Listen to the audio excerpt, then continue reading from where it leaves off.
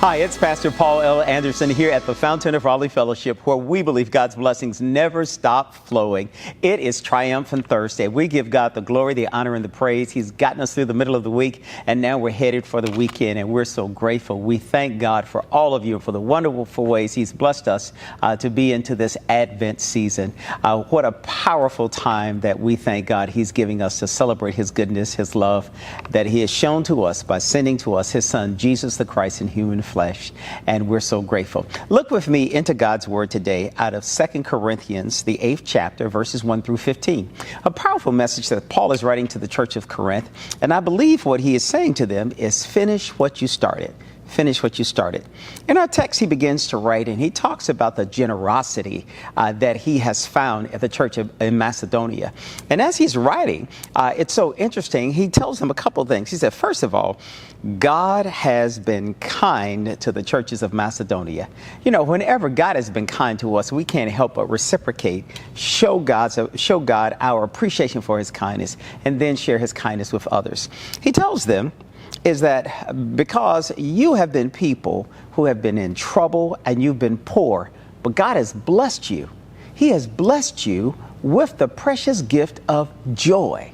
You know, this Sunday we'll be entering into the season of Advent, and the third Sunday that we light the candle of joy. Here in the text, Paul is writing to them. He says, I know you've had troubles. I know you've been poor, but God has blessed you with joy.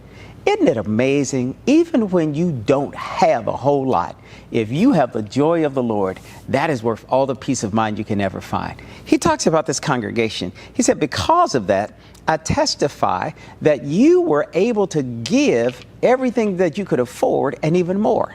Because this church, not only were they blessed, not only did they have joy, not only did they give, but they gave even beyond what they thought they could give.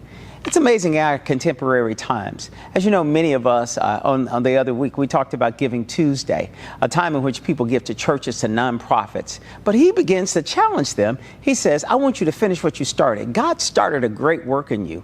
He gave you the gift of generosity. In our world today, we must remind ourselves of the gift of generosity. Just think, this text begins to lay the foundation as Titus and others begin to see how God has given to them the spirit of generosity. It's a time in which you and I can give to children, those who find themselves in orphanages, those who find themselves in children's homes, those who find themselves not having persons to come and visit, those who are homeless, those who are less fortunate in our community. It's a wonderful time of generosity. We talk about Christmas as a season of giving. Some of us think that that's giving to me and giving to those who are in my circle. But it really means giving beyond what we would normally do. It's a time of generosity. It's a time that we can reach out to our habitats of humanity, time that we can reach out to our urban ministries, time that we can reach out to Helen Wright Centers, time that we can reach out to all of the nonprofits that do so much to touch so many people's lives, and even more so to our houses of faith.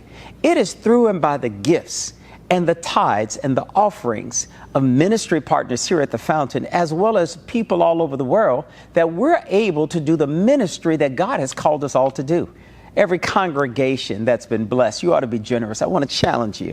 We here at the Fountain, we challenged ourselves from our inception. We're 12 years old. We said that we will tithe at least 10% of how the Lord has blessed us. We took this challenge that's in this text, and we have found out that you can't beat God's giving no matter how hard you try. So today I want to encourage you, tap into the text, tap into the generosity, and allow that generosity that God has given to them in the text flow in our lives so we can finish what we started. He says, now, if you finish what you started, you're going to touch so many people in ways in which you never would have imagined. Today I want to encourage you, finish what you started and know that you're exceedingly and abundantly blessed. And I'll see you on tomorrow. To sow a seed to the Fountain of Raleigh Fellowship, visit our newly redesigned website, thefountainofraleigh.org, and select Sow a Seed from the homepage. Also, giving has been made easier with the new Fountain of Raleigh app, available now in the Apple App Store and Google Play Store. Download today, select Giving from the main menu, and then follow the directions to complete your giving through Subsplash. Thank you so very much for all of your gifts and donations that you've given to the Fountain of Raleigh Fellowship. We thank you for what you've done in the past, what you're currently doing, and what you will do in the future. Your gifts and donations helps us to spread the gospel of Jesus Christ, not only locally, but throughout the world. Thank you again for your gifts, and may God continue to richly bless you. It is here at the Fountain that we believe that we are exceedingly and abundantly blessed, and may you receive those blessings that God has in store for you.